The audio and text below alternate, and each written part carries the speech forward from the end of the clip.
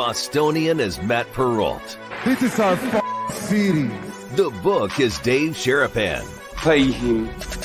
Pay that man his money. Together, they are the Bostonian versus the book. You covered! You covered 12! I covered! Follow the show on Twitter at Boston versus the book.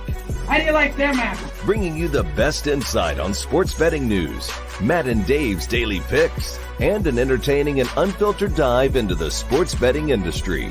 Here's Dave Sharapan and Matt Perrault. And here we go.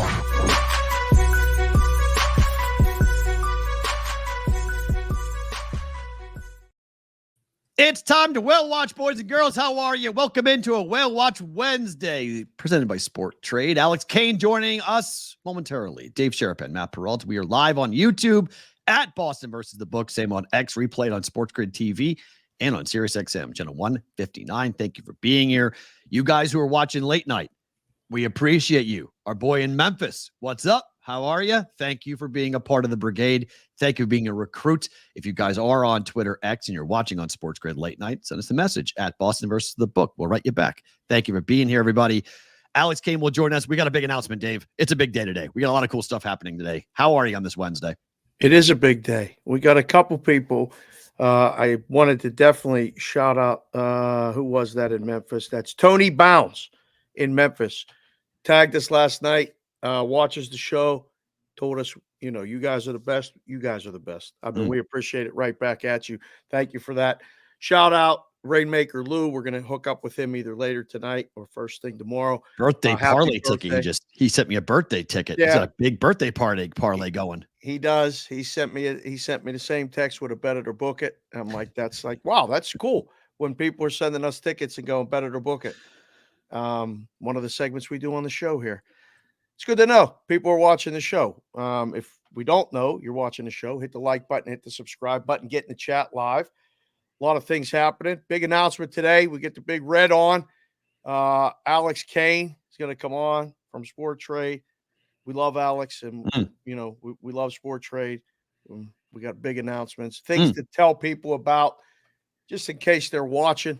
Whale watching Wednesday happens on the tape on that Sporttrade app, and one day away from the Chiefs and the Ravens, P-Roll. NFL season right around the corner. Away.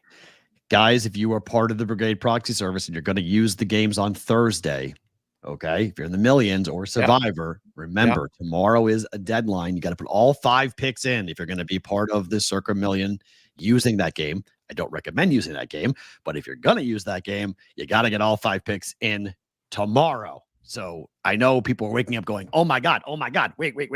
Yes, NFL football starts tomorrow. It's amazing. NFL football starts tomorrow. Should be a lot. Like, we knew this, though. It's not like they just woke up today and said, hey, there's games tomorrow. I think I'm amazed by the amount of people that go, wow, season starts tomorrow, September 5th. Oh, yeah. I think we're in the sports bubble. Okay. So in the sports bubble, for us, we've been counting it down. For the real world people, most of the kids on the East Coast went back to school yesterday or today. So it's, holy crap, I'm drinking out of a fire hose again because I got the schedule. I got the bus stop. I got the drop off. I got the pickup. Honey, you got him? I don't know. Do you? Who's getting the kid? Who's watching the kid? Okay. Who's going to do this? After school programs, everything else that's going on. So that's a big issue. Labor Day weekend is gone. It's freezing back on the East Coast. Like, they're all furious. People are turning their heat on overnight on the East Coast because it's getting so cold back there already. Foliage and whatnot. Football started last weekend for college, but that doesn't matter much on the East Coast, except to, like, if you're in the Midwest, like you are in Pennsylvania. And then you get into, here we go, NFL football. People are just waking up to realize it's time for NFL football. Baseball's still going on, bro. For some, yes. And for some, they're sliding right off the page. I mean, the Royals have lost 7 in a row. Red Sox have lost 4 in a row. There's a lot of teams that just can't find wins right now who are just going, jin, jin, jin, jin, jin, jin. You know, they were having a great summer and like they're just tripping and falling on their face, unfortunately. Oh, NHL returns in 34 days. Thank you, SoCal. That's tremendous. We have hockey heads in here that will be very excited by that. Cannot wait to do this. All right, we ready for the announcement?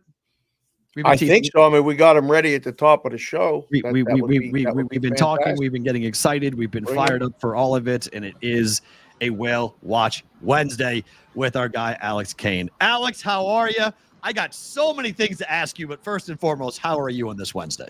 What's up, gentlemen? Thanks so much for having me. Am I coming through loud and clear? You are perfectly. You are. Awesome. Awesome. How you guys doing? I love the Phillies. I love the Phillies garb. I love it, Dave. Yeah, I wore this just for you. I mean, this is the old school stuff, but the old school P, fat P, I like it. Schwarber, for the 3 Phillies? bombs yesterday. I was going to bombs, lead yes. off with the Phillies before we get to the business part of this. That was a crazy game. Like, they came back in game, they were down, and like, it's happening again, Alex. It's you're there. It's happening again, isn't it? So, like, everyone wants to know what it feels like to, play at Wrigley Field or whatever. I want to know what it feels like to be a pitcher, throw the ball across the plate, and then have Kyle Schwarber hit it at like 110 exit velo, 30-degree long. The guy's face on the third home run, the pitcher just looks so disgusted. Like, he didn't even watch it. The second it made contact, he's like walking off the field, like, I'm done. Like, How did people in Toronto, how did hockey fans not throw hats onto the field? Like, they're hockey people in Toronto. He hit 3 home runs, throw a hat trick. Like, what? How did we miss that? I felt it was a huge missed opportunity for Toronto fans to throw hats on the field. It's baseball, for goodness sakes. Yeah, Dave, you would know this. Which is more rare, a hat trick or hitting 3 home runs in a game? So the 3 home run number before the season, 3 home runs in a game, was 11.5 for the entire Major League Baseball season. Right. So there's way more hat tricks in the NHL, especially scoring's been up, then. But like when baseball was having home runs fly out a little bit more often, there were more 3 home run games back in the day. So it's come down a little bit. The Phillies today, we'll just give the people real quick. I mean, Sanchez day games. I got Leg Show magazine asking me if I'd ever seen it. -123. Did anybody drop any bombs? Not Schwarber bombs, but any whale bombs today on the Phillies? That's a good question. That's a good question. Yeah, the Phillies here. Hey, that's better than our price. Go get -123. That's great. Okay. Phillies here. You know what's funny is we talked about this last week, and I was like, not a lot of football. Today, the tape, ton of football. Like, I think, Matt, you're right. Like, people just woke up and if you look at the last 12, 11, 13, 14, 15 trades on the tape are someone betting no on an anytime touchdown. That's something cool we got. And then overs, unders in the LA, Arizona, Pittsburgh, Carolina, New York Jets, Steelers games. Wow. And then Troy money line. Troy. $5. Shout out to the guy that just bet $5 on Troy to beat Memphis outright. Was that your dad? Was your dad? Plus 900. Now he's not in New Jersey today. I think he's at work in Pennsylvania. Okay. Can I be the fly in the ointment? Because I got to ask the Philly guy. What is this, Alex? Oh man, the Sixers are going to play in New Jersey. They're seriously considering leaving when Wells Fargo Arena expires in 2031. You might wind up seeing the Philadelphia 76ers playing in New Jersey. Is this like the New York Mets with the New York Mets, the New York Giants and New York Jets are playing at the Meadowlands in New Jersey? You guys can't let that happen, can you? I know they have a big training facility in Camden, which is pretty cool. It's like 5 doors down from our office. I think that's a little bit of what DraftKings did with the surcharge in Illinois, because they are trying to do a huge thing here in sort of Center City, Chinatown area. Okay. And there's a lot of pushback. And I think this is their way of saying, like, hey, look, I'm not interested in South Philly anymore. I don't know why. South Philly is like the lifeblood of the city. Like, it's just so easy to get in and out on 95. Like, I don't know what they're thinking, but I think they're like, hey, I want this thing, and Philadelphia, if you don't give me what I want, I'm going to go to New Jersey. I think it might be a little bit of that. I don't know. It's weak. That's just weak. It's like weak. Dude, having all the stadiums in one place is the best. You go to Xfinity Live. You have a couple drinks. Right. It's so easy and convenient for everybody, except 5 or 6 times a year when they're all playing at the same time. Like in the fall, the Phillies and the Eagles are going to be in the same time, and then later Eagles and either Sixers or Flyers. And okay, so it's inconvenient for a few days, but it's all silly. But even on those days, Dave, game 4, NLDS 2022, my best buds, we went, and this was the game after the Reese Hoskins bat slam game. It was the game after that against the Braves. Real Muto hit a inside the park home run. Brandon Marsh hits a home run in the 7th inning. We're singing that song that we stole from Boston, thanks to Kyle Schwarber. I'm in the corner. Right. Yes. Thank you for saying you stole it, because you 100% stole Dancing on Your Own.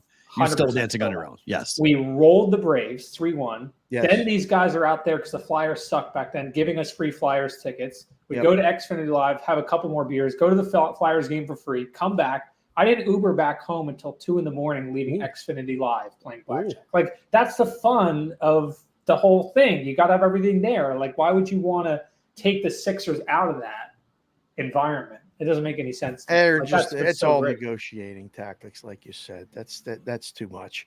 Yeah. All right. I mean, it is Sporttrade. We'll watch it Wednesday, and we kind of teased it, but I'm just going to cue you up and let you take it away for, your big announcement. And then, we'll partner with that and everything else. What do you have for the people, sir? So we were so excited to announce that we're launching in Arizona. We did that on August 2nd, just before Bet Pass, which was great timing. We're going to launch, it looks like, in 2.5 weeks. So kind of right around when we said we're going to launch, which is awesome. That's Arizona. Today we are announcing for the first time, we are launching in Virginia. We just got approved for a license, so that will be state number 5 for us. We think it's a fantastic state. We already have a ton of players that have told us, like, look, I need to turn you off of my odds screen. It's so annoying. I don't have access to this. I can lay 105 with you. I have to lay 108, the best price here. Come to this state so I can turn you back on. So we met that guy at Bet Bash, and he was very happy to hear that there was going to be something in the works, and there was going to be something close at home for him. So that's what we're announcing with you guys. We're so happy to do it. Sporttrade will be coming to Virginia. We're going to launch sometime in the early part of October. We're starting this sort of, back and forth with the regulators. We've done that for some time. We now have a line of sight, light at the end of the tunnel.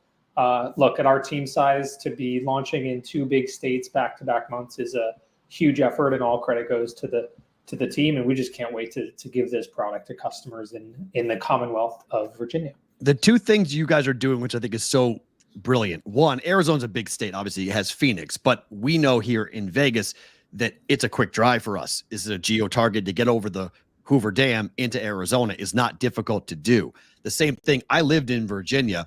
You basically go between Virginia, Maryland, and DC the entire time. The Beltway, as they call it, you just go through everything.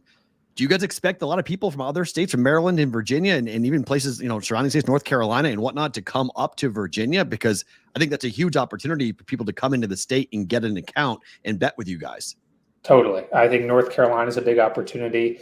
We look at these states and say, like, how many like-minded competitors are there and in the surrounding states. And when you look at Maryland, North Carolina, it's unfortunate. Those players deserve more options. They deserve options like a Sporttrade or like a Prime or like a Circa. And we think there's a big opportunity to bring that model there. We'd also love to get into Maryland. We're looking at actively trying to get into the state and apply, which would be amazing. But yeah, we're super, super excited. We got, people on the wait list we're going to be hitting up in the next couple of days. We'll send them this clip and say, look, we're coming to the Commonwealth. We're so excited. Awesome state, good regulations.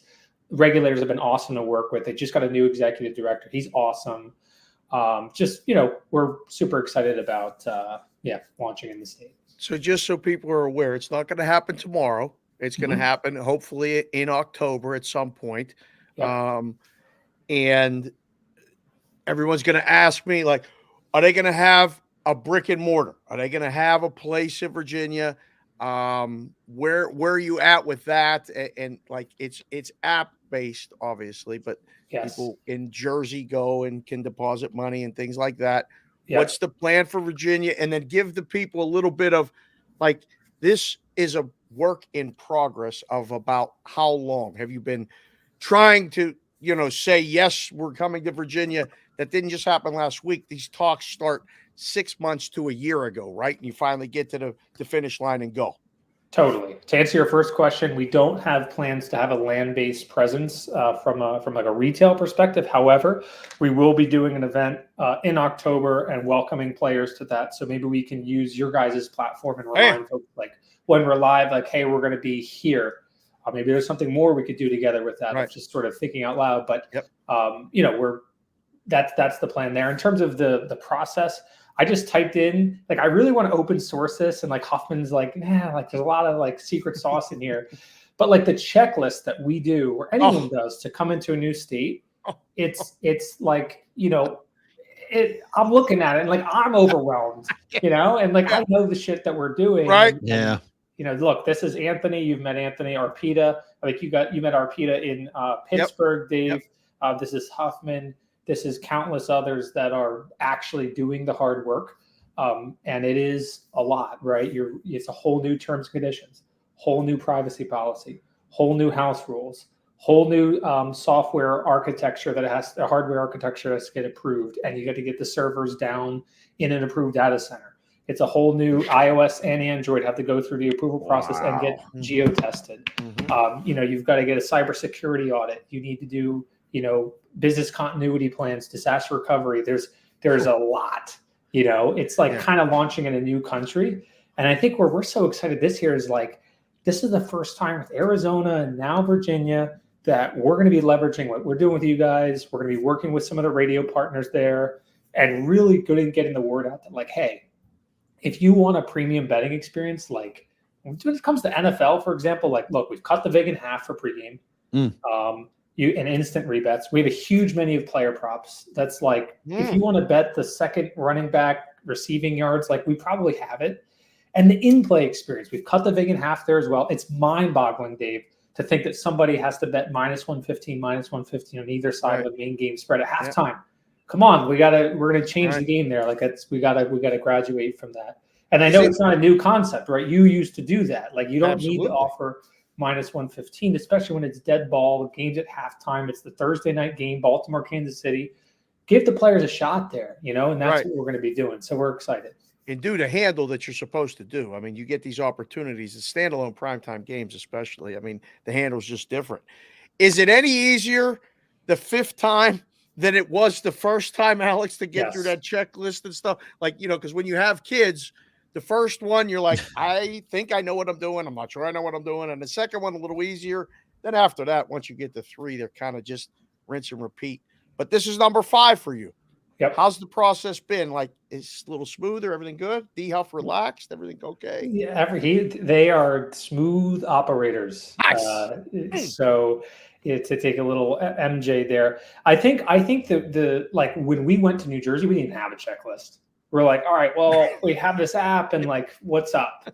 And we had no clue what we were doing, right? And now we have like, I'm looking at color-coded stuff here, and this has been submitted, this is in, and it's so organized. And like, really, that's the work of Anthony Huffman and Arpita. Like, they are the engines that drive this, that do the, we meet with these regulators every single week. And they say, look, you have this house rule. Like, they're awesome. They're like, you have this house rule for a home run prop, but you haven't thought about what happens in the case of a rain out between the 6th and 7th inning. That's how descript the process is. And look, they're just doing their job, right? They're trying to say, look, hey, I don't want to lose my job, right? I don't want to look like an idiot when you have a problem and customers are calling me, and now it looks bad that I gave you this shot, right? So it's it's a lot, but it's a lot easier now that we have a process, and you get all this thing done, and then you go to GLI and they give you this certification letter, then you go back to the regulator, then you go get a reasoned legal opinion, and then you take that, you go to your vendors and you say, hey, you should let me operate in Virginia. Here's the license, here's a reasoned legal opinion. So there's a lot of things that sort of happen sequentially, but we didn't want to announce this right when we had the inkling that we were going to get approved. We wanted to know, like, let's meet the regulators, let's explain the business model, let's show them the app, let's get approved. And now I think we're far enough along. We have light at the end of the tunnel in terms of when we think we'll go live. The plan is to go live both with iOS and Android. So those this will be the first state, along with Arizona, that we're at or around the same time. Customers, doesn't matter if you're Android, iOS, you will have access to the app. Let me make a baseball analogy for a question. So we have the Braves who are going one way, and we have the Mets going the other way. I'm going to compare you guys. I know you're a Philly guy, but I'm going to compare you guys to the Mets. Does it feel interesting or unique for you guys to be adding states, to be going into markets that have not been Sporttrade available previously, when the market or the industry is contracting?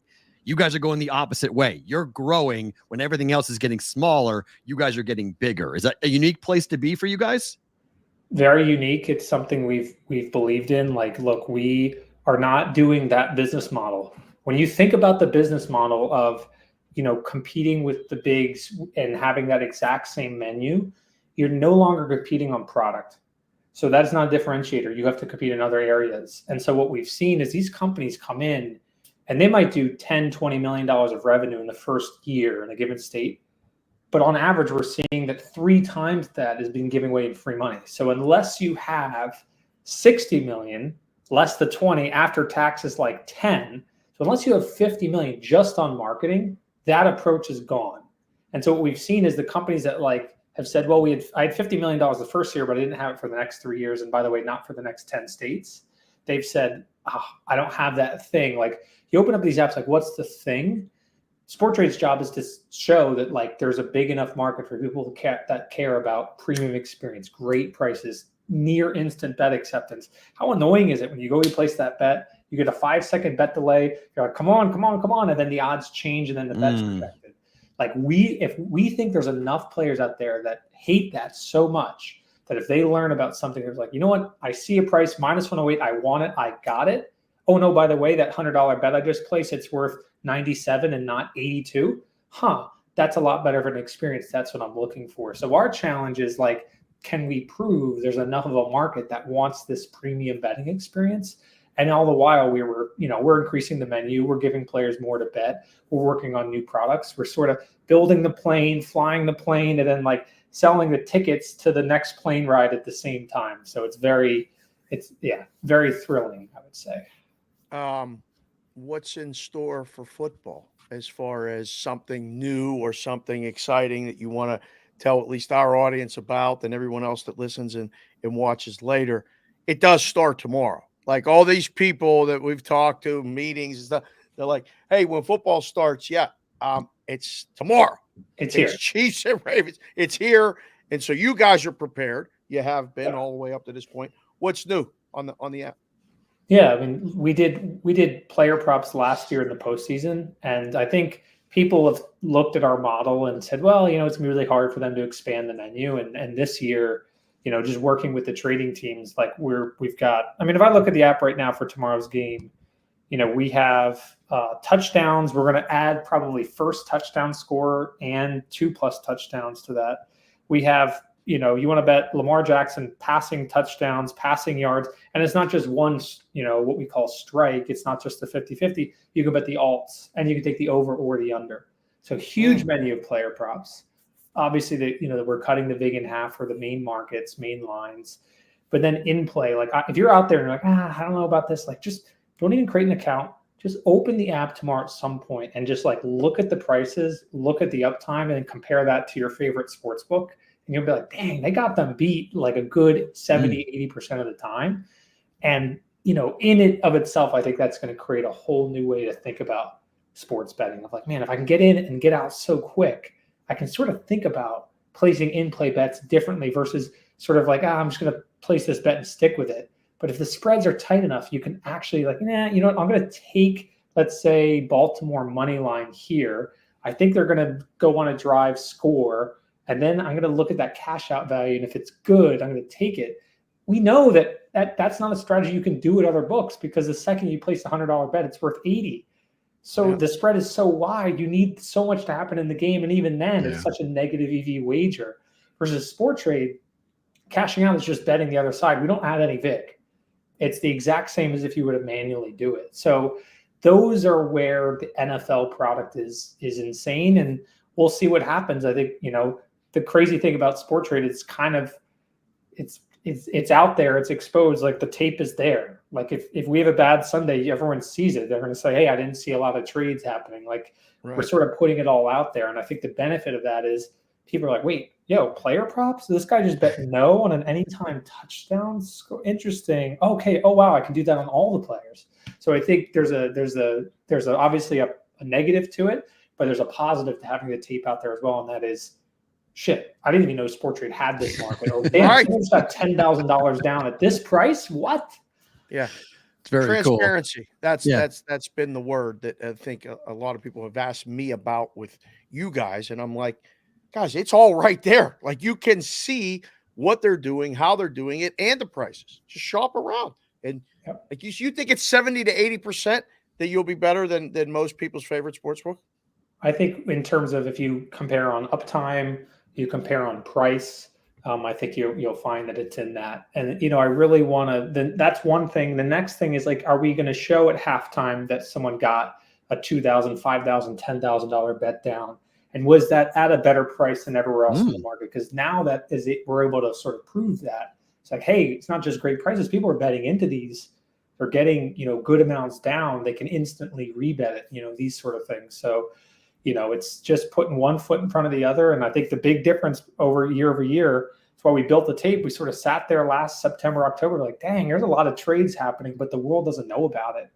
And so we've layered in the tape. We're layering in this marketing. We're putting ourselves out there thanks to this fantastic platform, which I am indebted to you guys to give us this opportunity. And we'll see what happens, but we're really excited about it.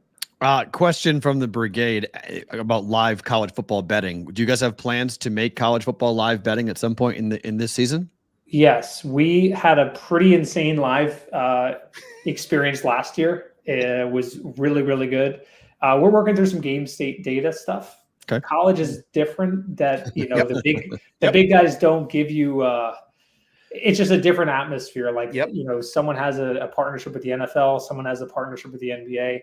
It's more the wild, wild west when it comes to college. So we got to make sure we're giving those trading teams like, hey, this just happened in this game at this moment, so that they're able to price that in before they get sort of picked off. So we're working on it. College is going to be, work in progress for us. And the idea is to make it better each month.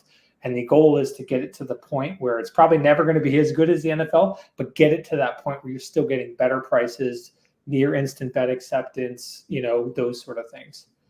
I can tell you this, and this is part of the relationship we have. This is like what a consultant would tell you. Do 2 games in the first session, 2 games in the middle session, and do at least a 1 primetime game in the late session in college. That'll be enough to dive into.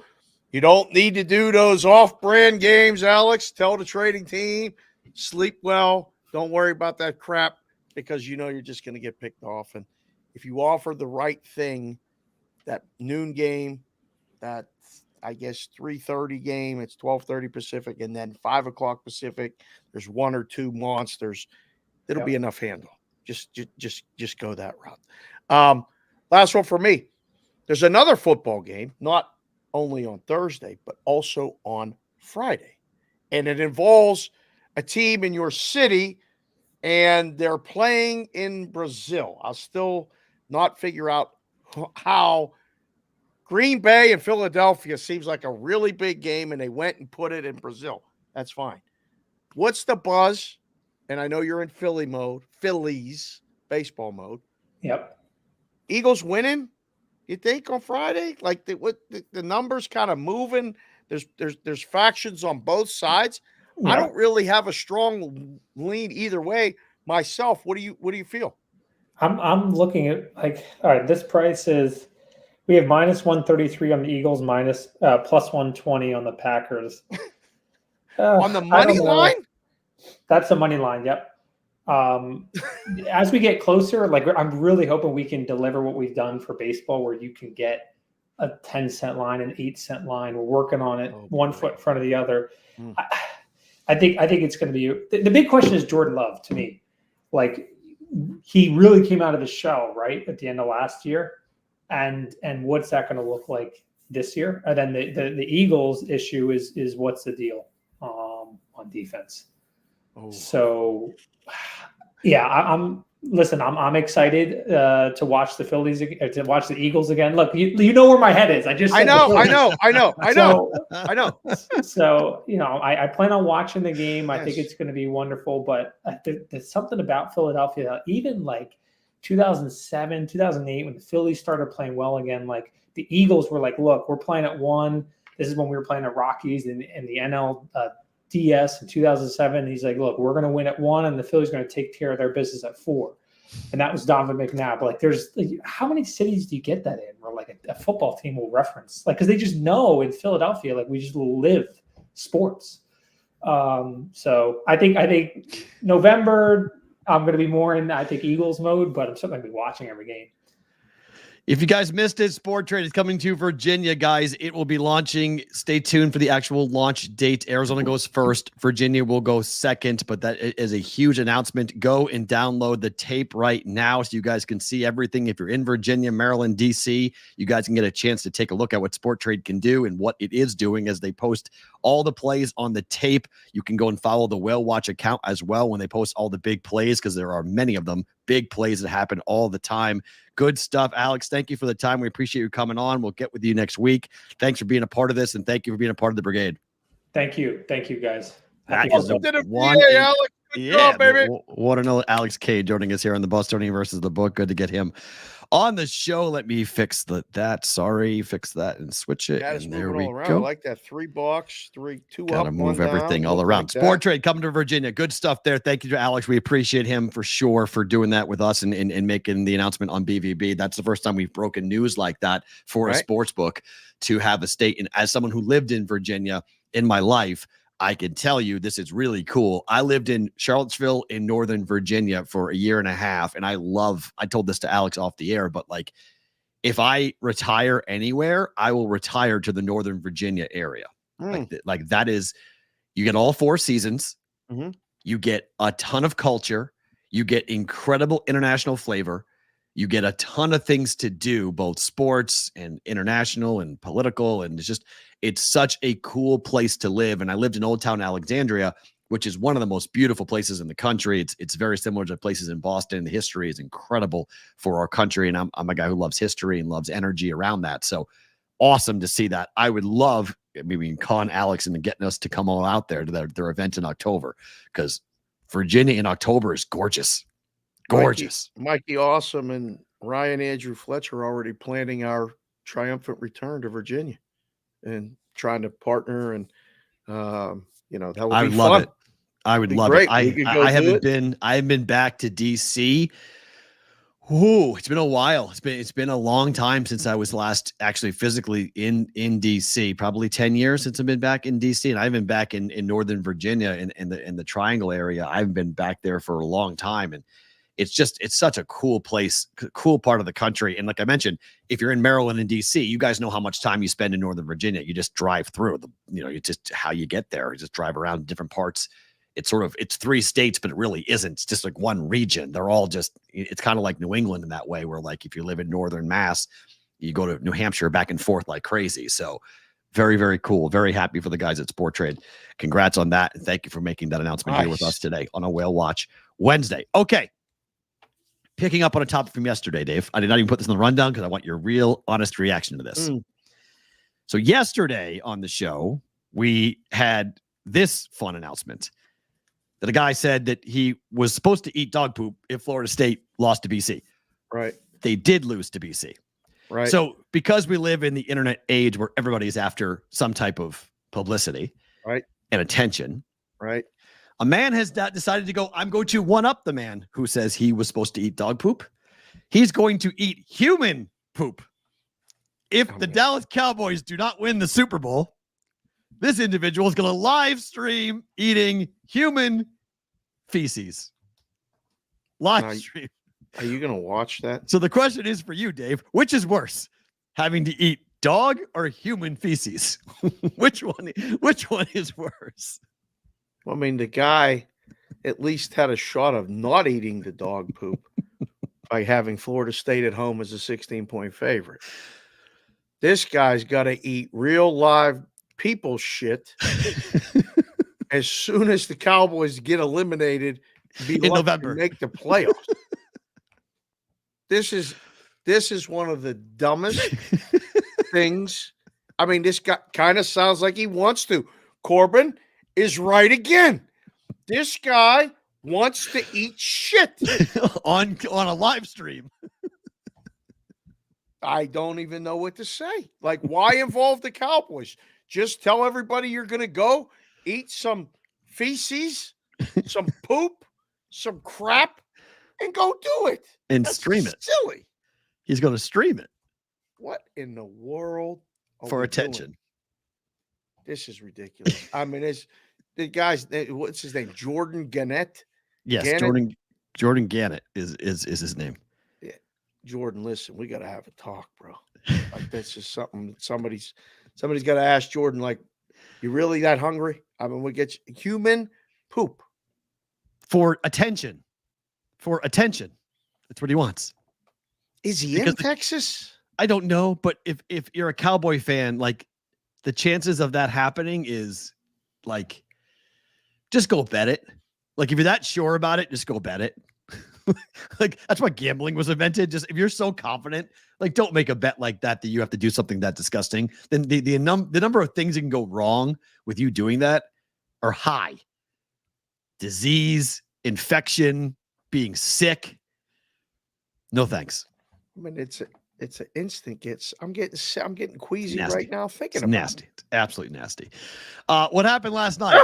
Lindor homers again. The Mets now have the same number of wins as the Braves. Any shot for Lindor. He's 7-1 to win the MVP. No shot. What if Shohei gets hurt like tomorrow? 5 months of what he's done, almost 50-50, just goes out the window because the Mets are, Lindor's having a great season. Like, no, like that. Listen, it'd be wild, and I'm sure Mets fans would really like it, but stop. Ohtani's winning. He's got 30 home runs. He's coming out of nowhere. They can't get him out. They keep on winning. Beat the Red Sox again. I said it yesterday, I think here, but now that I'm doing the shows with Wetzel, a lot of times him and I have conversations, and I did that last week. I said something to you, repeating back that he said to me. I was like, it's two guys that are Red Sox fans. It's not the same, but it's different. But I can't remember, and I apologize to him. And I said, Matt said that. But what the Mets are doing is one of those things that we've seen baseball teams do, where that magic is happening. The Mets are making the playoffs. Like, I think the Mets are making the playoffs. Fangraphs only gives them a 40% shot. Well, does Fangraphs take bets? Kind of. Well, they help to make the book. Help the books take bets. They make numbers. All right, that's make great. Numbers, but 40%. That's great. Good. That's low. That's low. What do you mean? What was it a week ago? I know, 30? but they have the same number. They're a half a game behind in the loss column with the Mets, with the Braves. They have the same number of wins as the Braves do. The Braves are going to get some reprieve because they're playing Colorado. They're playing easier teams, but it doesn't matter for the Mets right now. They're beating everybody. The Mets are getting pitching that you wouldn't expect, and they're hitting the cover off the baseball. Right. I mean, it's Lindor. The shame of it is that the Braves or the Mets are going to miss the playoffs. Correct. One of those teams are missing the playoffs.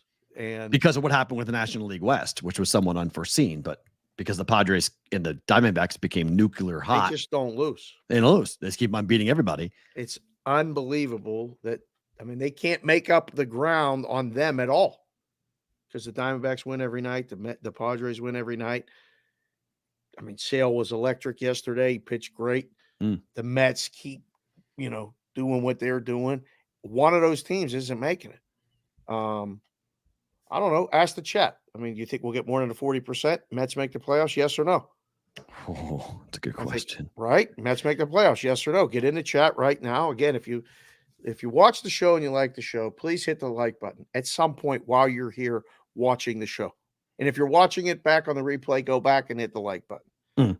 We were a little bit light on the likes, and again, not that I care, but that's the first thing that somebody says to us, like, oh, you don't have enough people watching your show. Oh, you don't have enough likes on your thing, on your YouTube channel. I know we got people posting pictures of us in our hats all over the country. I know that. We got an international audience. Got to try to find a way. I'm going to email Pedro, email the show, thebvbshow.com, Pedro Franco in Brazil. because I need you on Friday. Like, this is one of those things where if you've been a recruit, you're part of the brigade, there's times, we're going to call on and we're going to ask you for something. Pedro, I need you in Brazil. I need you on the show. Not long. Just come on. It's not scary. It's easy. Just talking to us. Who should be more upset about being overshadowed by Ohtani's season, Lindor or Judge? Good question. Judge. Yeah? Yeah. If Ohtani Judge has done this before, though. He has, but not with the average and not with the lineup that he has been on. And the Yankees are in a massive pennant fight, division fight here with the Orioles. I mean, yes, the Dodgers could lose the division, but for the most part, the Dodgers are in the playoffs. Like, not upset, but how many more times is Lindor going to have a season like this? Prazzano. As a lifelong Mets fan, I'm telling you, they won't make the playoffs. Disappointment is always right around the corner. Just beat them down. I'm trying to be positive, Prazzano. Wow, these people just hammered on the Mets. Oh, my goodness. SoCal DJ and Mets will find a way to choke before the season ends. Oh, nobody believes in the Mets. Wow, guys. I don't know. I'm watching them. I don't believe in the Braves. The Braves have so many injuries. If the Braves were fully healthy, this wouldn't be a conversation, but they've lost so many players to injury this year. The Mets, I think the Mets make it and the Braves don't. If I was voting, I'd vote yes. The Braves have an ace. I mean, Sale's going to win the Cy Young. He is, but it's still Chris Sale. Until further notice, it's still Chris Sale. I love Chris. I love Chrissy. I love him. He's got a ring on his finger. Our guy Ian, he's made that adjustment, and he has been the best pitcher in baseball. But if you can't score, can you win? Down the stretch, when key games come in and key series comes in, can you? If you lose 2 games 2-1, you still lose. True. So I mean, the way they pitch, I mean, the Mets are getting good pitching. I don't know. Yeah, this is fun. I mean, Manaea's pitching phenomenally well. I mean, Peterson's been really good. I mean, they've got guys. Their bullpen's been solid. I don't know. I think the Mets. If I'm picking a horse, I'm backing the Mets to make the postseason. They just have an energy about them right now, and the Braves are sort of just like hoping to hang on. I feel like there's a lot of gripping going on, in just hanging on for the position for the Braves, hoping to get in. I feel like there's a lot of gripping going on. I giggled inside. I just paused. Well, you can giggle about the Red Sox. According to Fangraphs, they have a 12.6% chance to make the playoffs. We're not dead. You're telling me we have a chance. Stop. We're dead. Red Sox are dead. Go. Sucks. Let it go. Red Sox are dead. I was reading something yesterday that Devers sat on his stool or something yesterday in the clubhouse and didn't answer any questions, and then said pissed off. He everybody got mad. What is there left to say? It's unraveled. It was fun. Like, just accept it like the Pirates have. Like, it's just that you're going to win one every. I mean, friends of the show. Well, I'm not sure. I like to use that term loosely, and I think some people are friends of the show, but I'm not sure really anymore. Who's the friends of the show? If you guys are watching, I'm not sure, but I'm just going to leave it at that. They're friends of themselves. Well. That's what they're friends of. Stop. Just saying. Good. Yep. But they're talking about the Red Sox not even winning the 78 games. It's not impossible. I'm not. It's going to be a bad beat for you. I told you yesterday. I need 8 more wins, and I'm not sure I'm getting 8 more wins. I know. I looked at the schedule last night, and I went, they got to sweep the White Sox. Tough one. They got to sweep the White Sox. It's a must. You got 3 there potentially. Yeah. You have Toronto, which you should win at least 2 out of the 3 against Toronto. There's 5. I got to find 3 more wins somewhere against playoff contending teams. Not likely. Tough. It's going to be. I mean, the number's good. Come down to the end. It's going to be closer than I thought it was. I thought they were going to win 82, 83. I said 80, and I still think 80 is possible. 80 just because baseball has that weird twist where like you're down, and they'll be on their way up in the last like 2.5 weeks. Yeah. But yikes. They can't score right now. They can't do anything right now. It's Red Sox are in deep, deep trouble.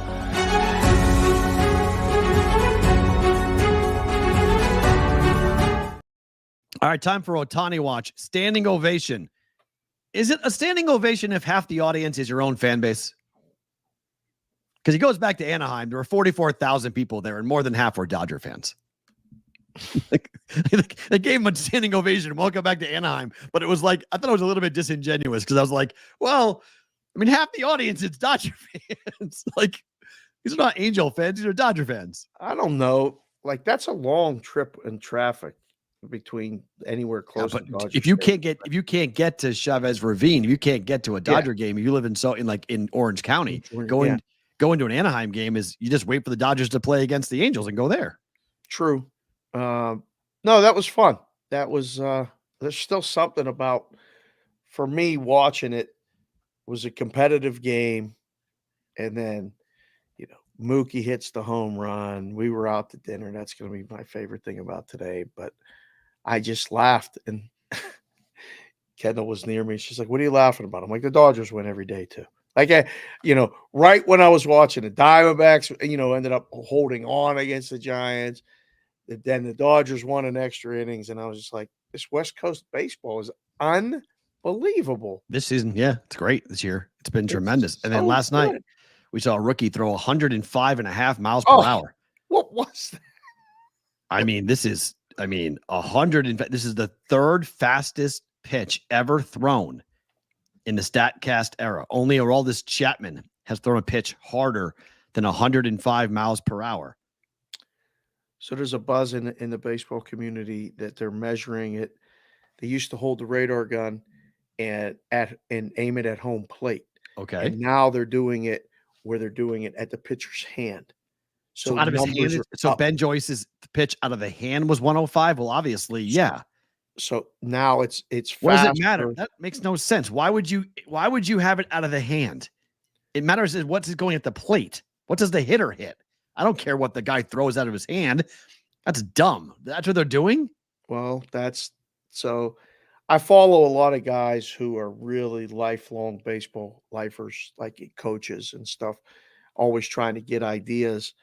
When I was on the field and coaching softball, it's the same. It's not the same exact game, but the drills and everything, the mentality is a lot of the same. And I had to figure out how to take baseball stuff and turn it into softball.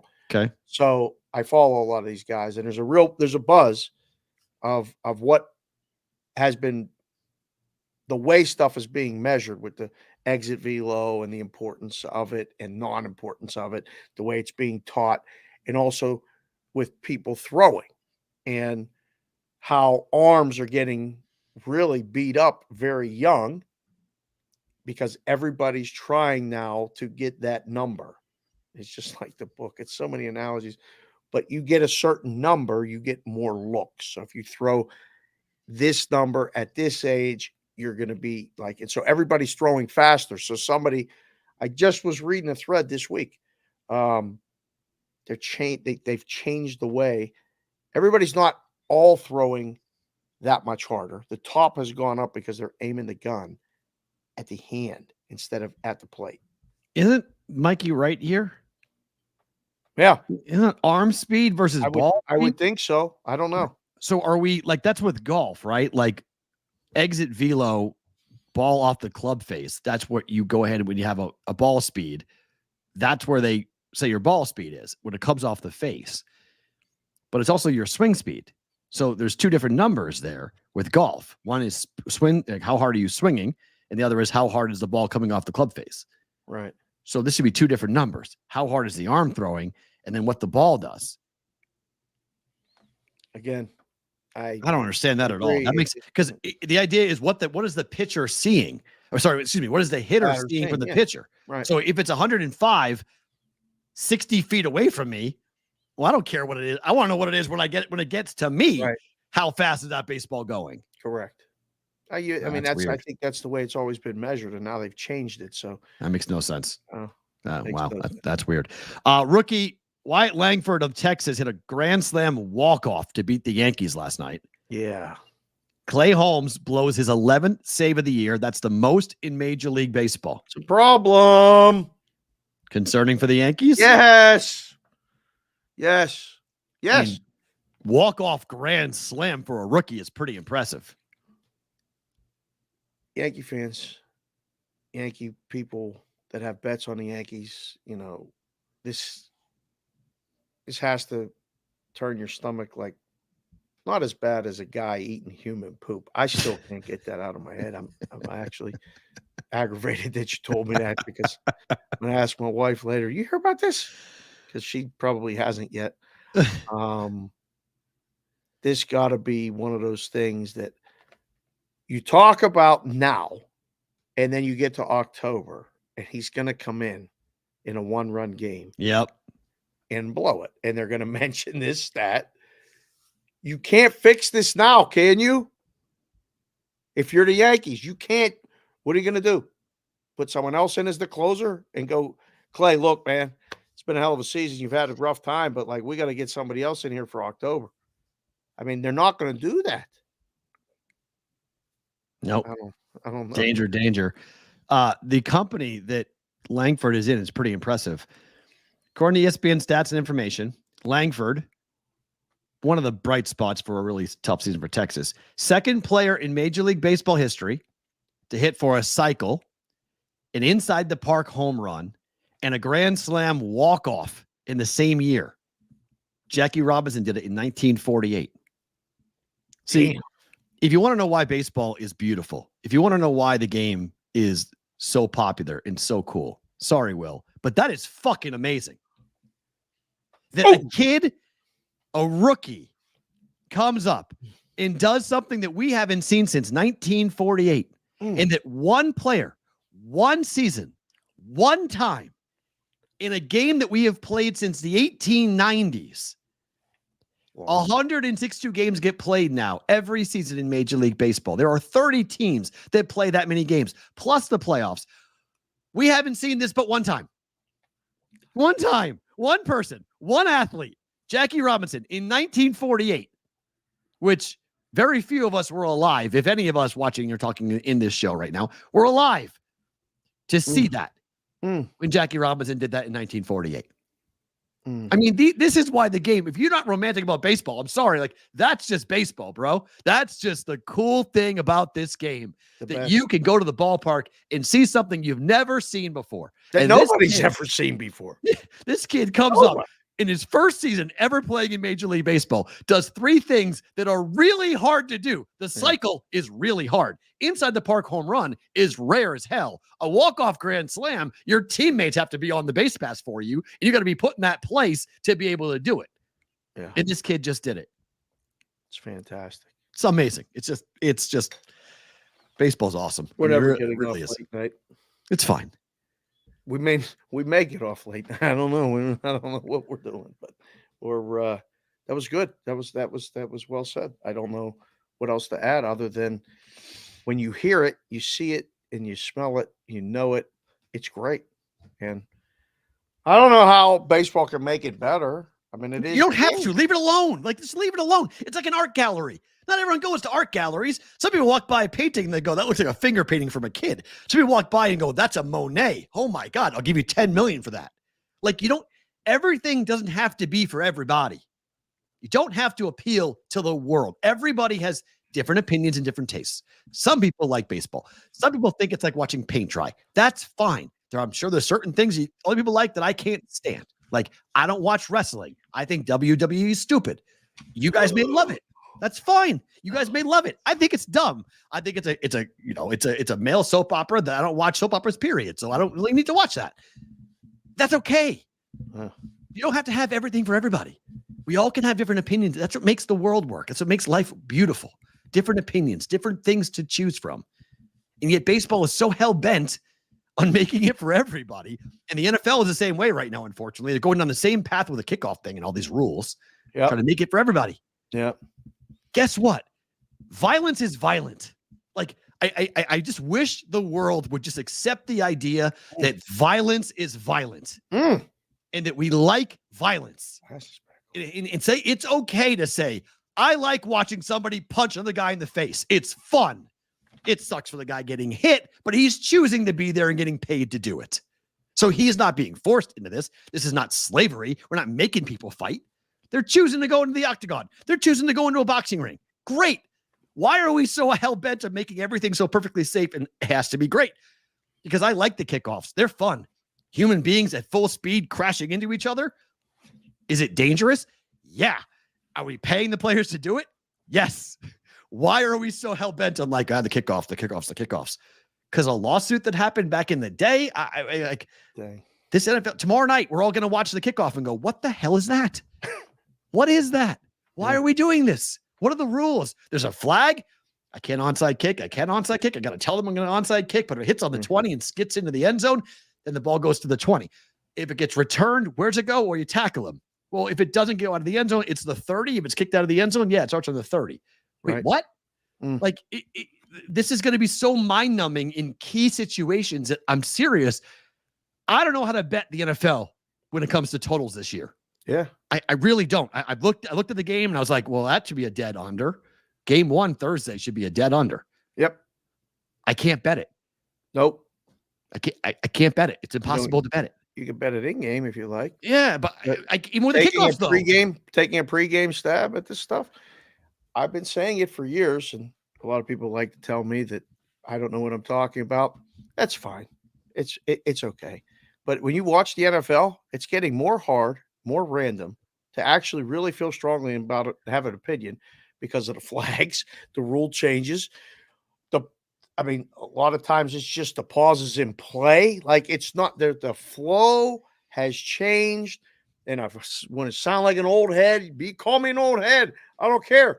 I remember when the game was the game, and there was a lot less of this. I get people people come at me all the time when I say these things because they're like, that these athletes need to be protected from themselves. And I'm just like, isn't that really insulting to an athlete that you're telling them they don't know what they're getting themselves into? Like they are choosing to do this. They want to do this. And when it's professional, they're being compensated. In college now, they're being compensated as well. Beyond paid in college, bro. So like, what are we doing exactly? Like who are we trying to protect from what? And we're changing the way we've done things to placate to a small number of people versus the masses going, hold on a second. What are you doing? Why are you doing this exactly? Because I think this NFL kickoff rule is going to be a 1-year experiment. I think the fans are going to hate it. They're going to hate it, but they're going to hate it. And they're going to say, this is stupid. What are we doing? Can we just play football, man? Like this after a touchdown and give the ball on a 25 like the kids do with the that's going to suck too. That's going to if they do that, that's going to suck too because like everyone's going to ask this question tomorrow night. Where did this come from? What came from the XFL? It came from the where? What are we doing? Yeah, well, there's a lot of people that said the XFL is like good. Like it's not. I don't. It's know. not. It's fine. I like minor league football. We need a minor league football because quarterback play sucks. We don't need a minor league football now. College is minor league football. Well, then you better get the quarterback play up because the quarterback play in the NFL has been trash, and we're starting a bunch of rookies this year. The quarterback play is going to be trash too. So, I mean, look at. I agree with Tom Brady. Jeez. Look at guys who played the game, and they're like, "What the hell is this? What are these guys doing? Why are you rushing them? Why are you forcing them to play right away? They're not ready." Everyone's like, Caleb Williams is going to be incredible. Okay, he better, bro. He better be incredible because if he can't play, he's going to be one of the biggest busts we've seen in quite some time because they have a double-digit win total on the Bears right now for a kid who's taken 0 snaps in the NFL. Yeah, there's a big stat going around about how the quarterbacks making their debut number ones are like 14-1 or something. Yeah, ATS. So you'll see the deluge of content creators and people in the space on Tennessee, which is fine. I like Tennessee as well. T-Sparks gave us Tennessee when he signed up a few weeks ago. Week 1, Tennessee? Yeah. Outright. To win the game? Yeah. Yeah, for sure. It makes sense. It's a good play. I don't know how we can put this on a T-shirt. Everything doesn't have to be for everybody. That's a little wordy and long. We're going to have to cut out a couple things, but I like that. That's kind of like a theme of the show. Yeah. We don't have to be everything for everybody. No. And the people that like it, watch it. I think the people that like the NFL love it and watch it. But there's going to be a lot more questions than answers. Tomorrow night. It starts tomorrow. It starts Friday. To college football we go. Florida State became the 3rd preseason top 10 team to open 0-2 and go from ranked to unranked since 1989. Who was that? Do you know? I need to look happened in 1989? Hold on, I can find it for you. I wonder who that was. Let's see. I was in college. Let's see. 1989. Notre Dame? Let's see. Florida State. It doesn't say on the AP story. Okay. It just says it's only the third team to do it since 1989 to drop out. Everything ain't for everybody. I can fit that on a T-shirt, Mikey. I think that's 4 words. Everything ain't for everybody. BBB. Do you disagree with this? Do you think they should be ranked? Absolutely not. They're not going to be ranked again all season. Here's my problem with the rankings, though. Like, my issues, I don't think we should have rankings, period, till October. I think rankings are dumb. I've always thought rankings are dumb. This is great. Preseason rankings are stupid. This for 20 years. It's only for people in the talk in column business. The reason why we have it is for to give people just something to argue about. Yes. That's all it is. It's like a Colin Cowherd top 10 list. Yes. It means nothing. It's just to give you an idea, just to argue with him. It's the same thing. Oh, man. It makes no sense. Preseason makes no sense, but this just exposes it because Florida State sucks. I mean, they're horrible. It's not just DJU, by the way. DJU doesn't play defense. It's not his fault the offensive line for both Georgia Tech and Boston College mauled Florida State. Mauled them. Point of attack wasn't even a fair fight all night and in Ireland. And everyone was like, oh, that was Ireland. Me too. Game 1 to game 2, big adjustment. Defensive line can't be that bad. They've got a bunch of kids on there that are expected to be, 3rd and 4th round pick, NFL talented guys. Like, these are good quality players. Nope. They got destroyed. Right. FSU. No. Bad. Take a 20-second timeout and call me Jared. Call me Jared's super chat. Because you guys can do this during the show. They slowed down a lot in the summer. I'm not asking you to do it ever, but if you do it, I guarantee it'll be read on the show. Yep. Call me Jared. Look at that avatar. I don't even know what that is. But hey, Brigade, normally on replay crew, but had to pop in before FB, which is short for football, kicks off. Love you guys. Love this show. Let's go, Browns. Browns hat in the works. Man, I'll do it. The Browns hats, they're ready. It's that Ravens one that hurts, like when you put it on your head as a guy. That's like me with the Chiefs. Yeah, that's the same it don't feel right. It don't feel Thanks right. for being here, Jared. Appreciate Good you, stuff. sir. Yeah. Texas is up to 7.5 now against Michigan on the road. How high is this number going to go? It's Wednesday. Yeah, they're just testing. Everybody's testing everybody right now. Why? Because there's really not a lot of good games this weekend as far as spreads go. I disagree.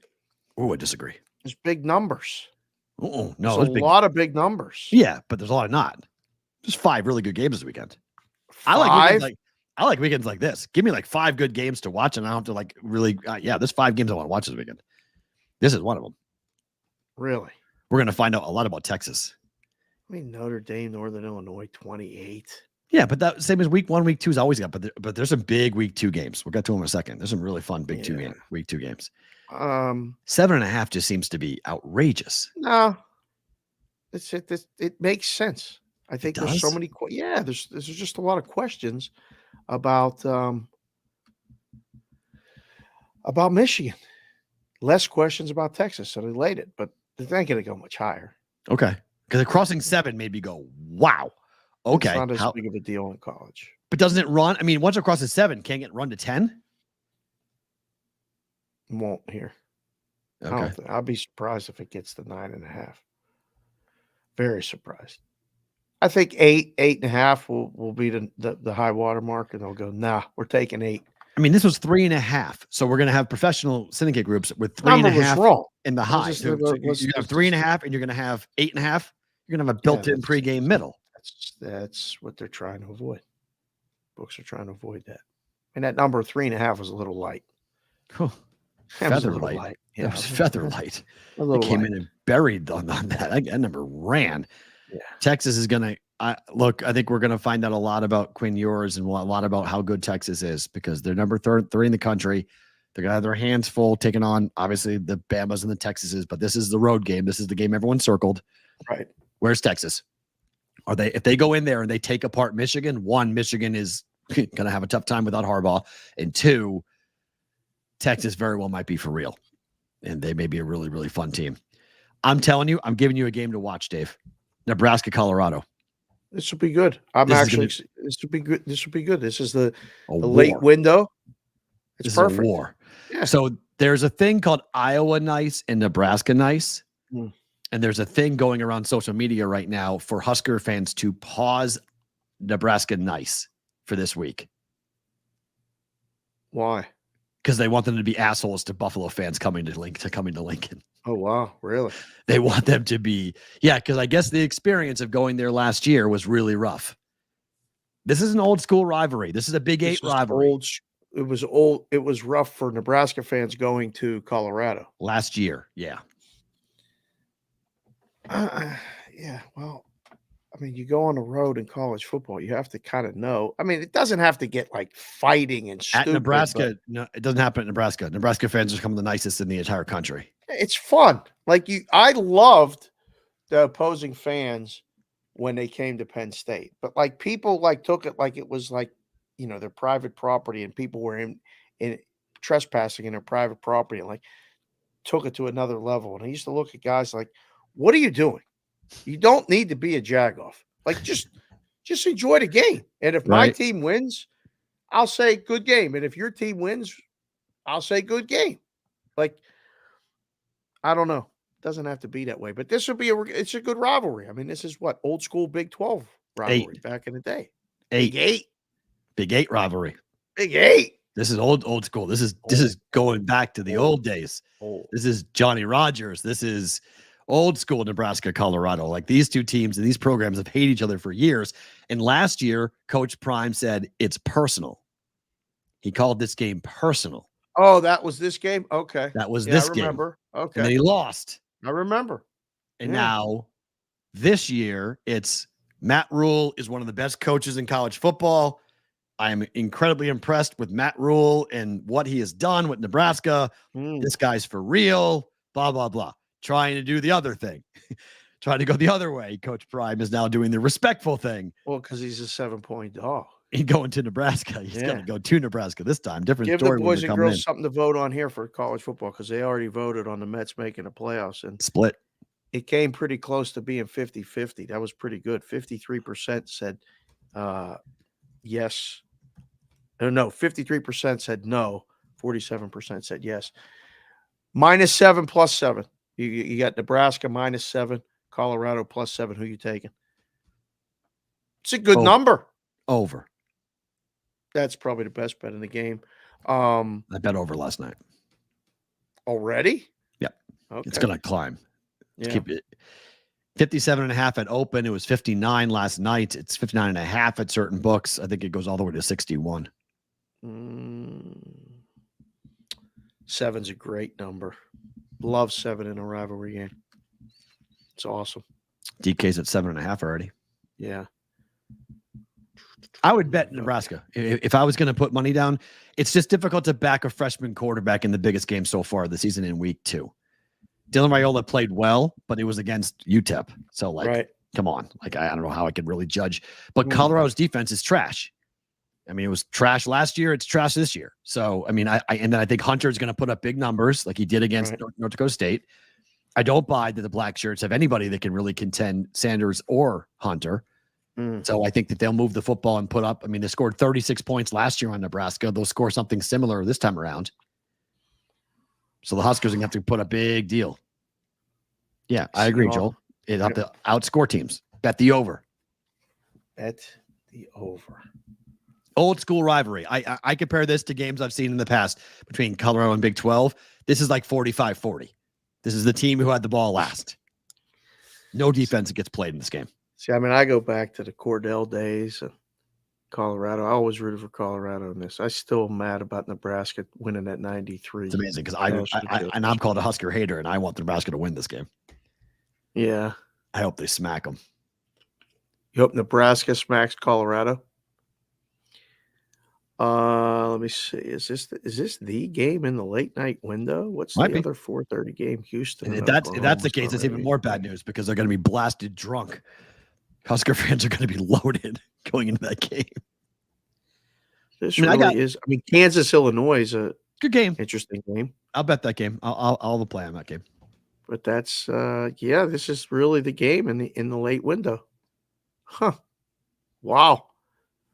I hope it's entertaining. I hope it lives up to the billing. Yeah, I think it's going to be like a Holiday Bowl type game. If you like offense, this is going to be offense. Well, I mean, at least the Colorado games will still remain relevant through September, right? No, seriously. Once they lose, they're 1-4. Will probably just kind of fall off. Right. Do you like these NFL games for college football? Nashville hosting Tennessee, NC State. Lines up to 8, opened at 4.5. What do you mean? Would you call this an NFL game? Yeah, they're playing at NFL stadiums. This is an NFL venue. College football being played in an NFL. It's not on campus. It's in Nashville. Oh. Not in Knoxville. Why? I don't know. Because Tennessee's on the road. Oh, I guess that's at the same time as Nebraska. It's a night game. Let's see.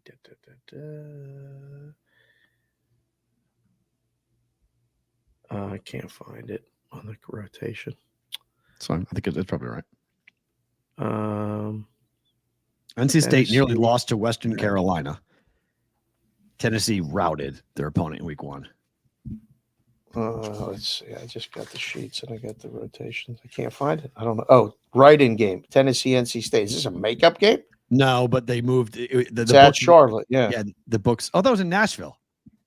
Oh, it's in Charlotte. Sorry. Yeah. Okay, it's in Charlotte. Okay, so I knew it was at NFL Stadium. Okay, sorry. What are you doing? Sorry. I for some reason I thought they renamed Nissan Stadium to Bank of America. Okay, no, I thought that was in Tennessee. That's Charlotte. All right. It's even more interesting now. There's an 8-point number there for Tennessee.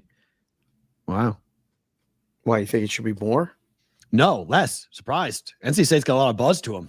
A lot of people like NC State this year. Huh. I mean, I don't know if you like Grayson McCall, if you liked what that kid did. State looked like crap. They did, but it was Western Carolina. How do we do it? Okay, yeah, it is a night game according to Eric Conrad. So same time as Nebraska. 4:30, yeah. Eastern or Pacific. Yeah. Yeah, a lot of people are saying. I mean, this is a lot of movement coming on the Vols. Yeah, it's right. People like Tennessee to go in there and get a win. Not that far of a drive. Charlotte's Hemisphere of a mausoleum. It's not bad. It's wow. True. But I mean, that's kind of the way. And always see, this is the other point. Throw out week 1 for NC State. I tried doing that with Florida State, WN, and it burned me. I was like, forget that game. About that. Yeah, forget that game. It didn't matter against that. That didn't matter. They went out there and they got schooled by Boston College. So NC State, we're back at NC State against a all team that we know. We know what Tennessee is. We don't know what NC State is with Grayson McCall at the quarterback spot. So I think it was the first move is to tell you, take the Vols, lay the points. Cyhawk, Iowa State already down to 35. Told you about the stat last week, last night, yesterday about Kinnick Stadium hosting this game. 7 straight unders. 35. How low is this thing going to go? It's about it. This is the basement? Okay. I ain't going to go much lower. It's too early in the season, and weather's not going to be a factor at all in this, right? They're going to have nice weather. Well, thunderstorm, same thing happened with Penn State. It's always a case in the Midwest. Oh, there's possibilities of that? This time of the year, you always got to be careful of that, but it's going to be nice. It's supposed to be decent.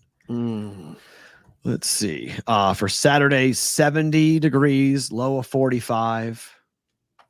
Shouldn't have much. Yeah, perfect weather.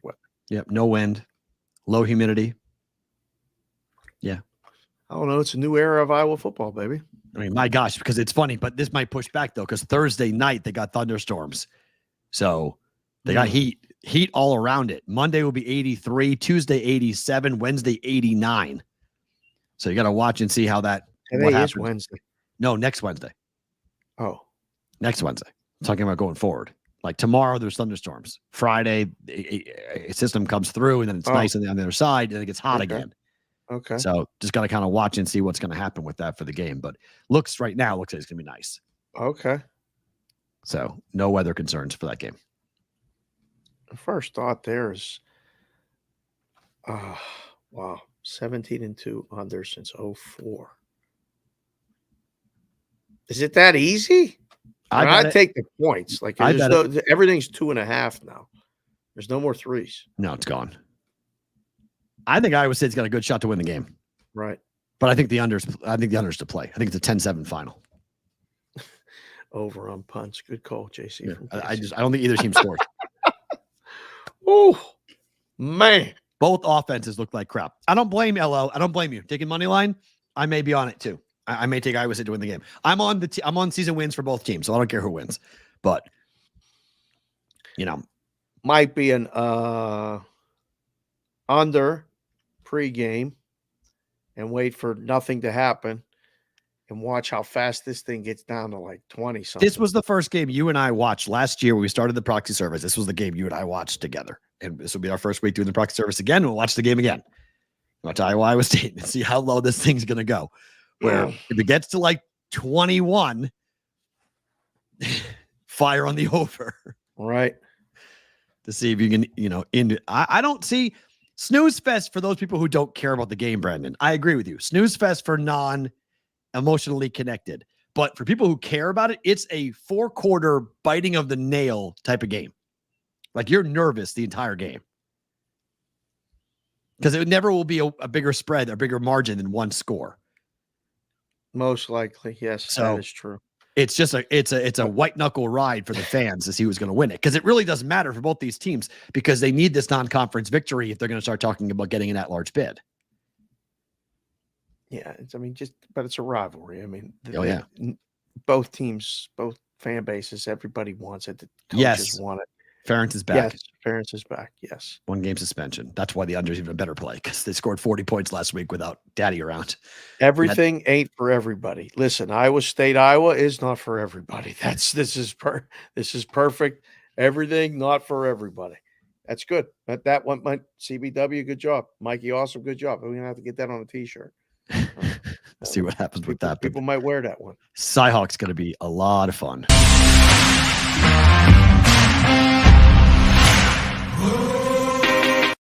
Damn, bro. That is knock you over. If you're driving and you're listening live, like you're no doubt you do that jump. I mean, that is more than a jump scare now. You're cranking that thing up. I'm not doing anything. I'm just pressing play. Caca. I will. If you want me to crank it up, I will crank it up. You have cranked it up. I mean, I don't know how much louder it can get. Do you want me to crank it up? No. Do you want me to crank it up? Yes or no? Yes or no? No, you know what I want you to do though? Hit it again in case anybody missed it. All right. Hit it again. This is just a little bit.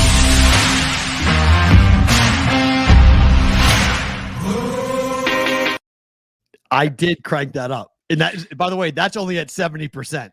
Yeah, that's good. Don't make that higher. I can go higher than that. If you want me to go higher than that, I can go higher than that. Okay. So you want to accuse me of cranking it up. That's cranking it up. Okay. And that's only me doing it 2 notches. I got 3 more if you want it. Oh boy. So you guys are like, you're making it louder. No, I'm not. I'm not making it louder.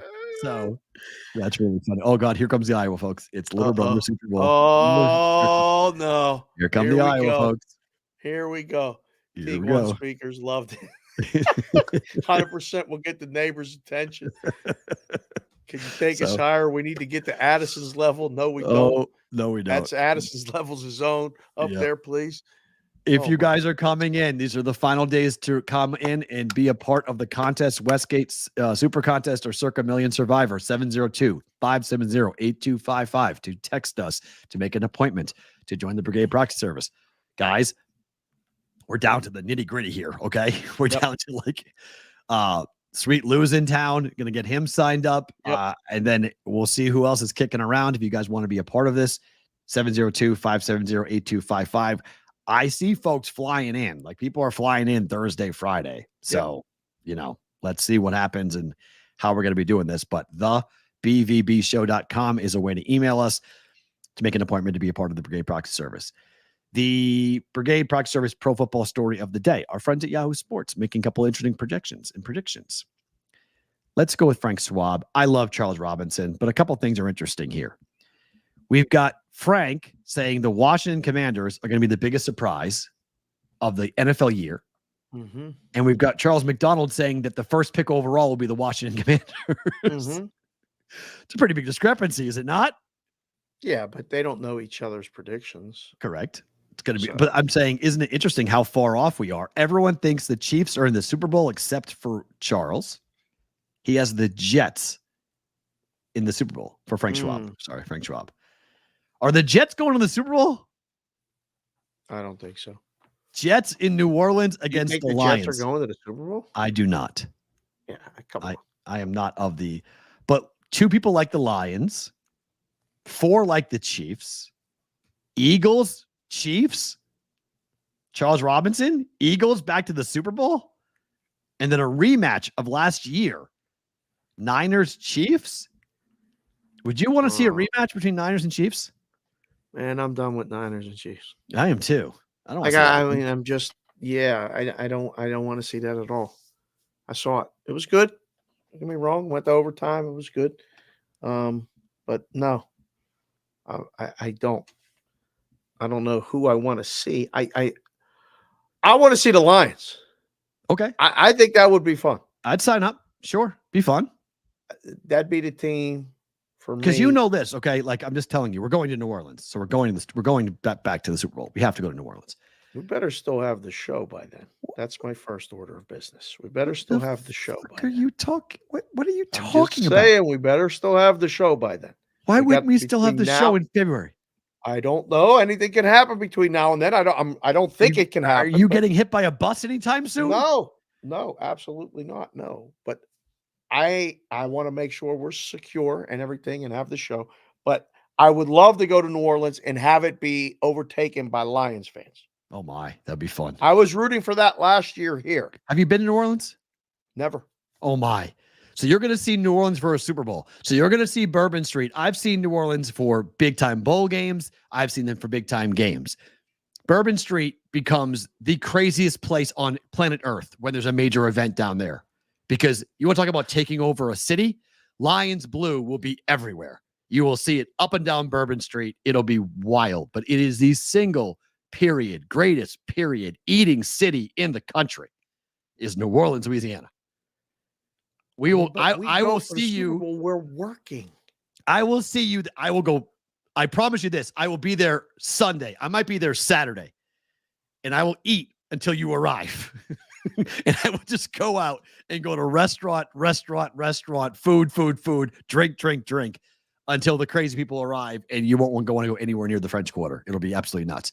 The best parts to eat in that city are not in the French Quarter. It's not in the tourist place. But some of the best damn food you will ever eat in your life is in New Orleans, Louisiana. That will be so damn. I'm so excited that it's in New Orleans. The Falcons making the Super Bowl will be hilarious. I mean, oh no, why? I mean, because it'd pour out. Everybody, it would be all Atlanta. It'd be nuts.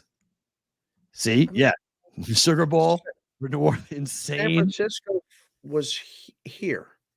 And San Francisco is very familiar with here.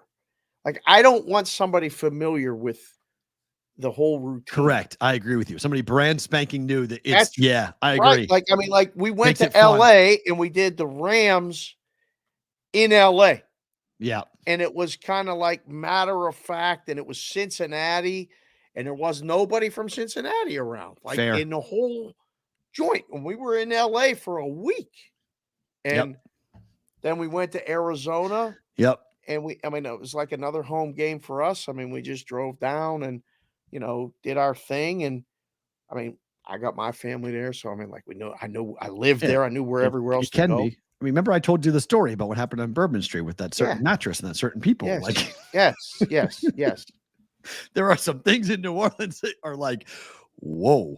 I mean, look, if you haven't, I took my honeymoon in New Orleans. Okay. So like, this is how I feel about New Orleans. Like I have a deep love for 3 cities. I love my home city of Boston. I will always love it, but New Orleans, Nashville, and Vegas are my 3 favorite cities.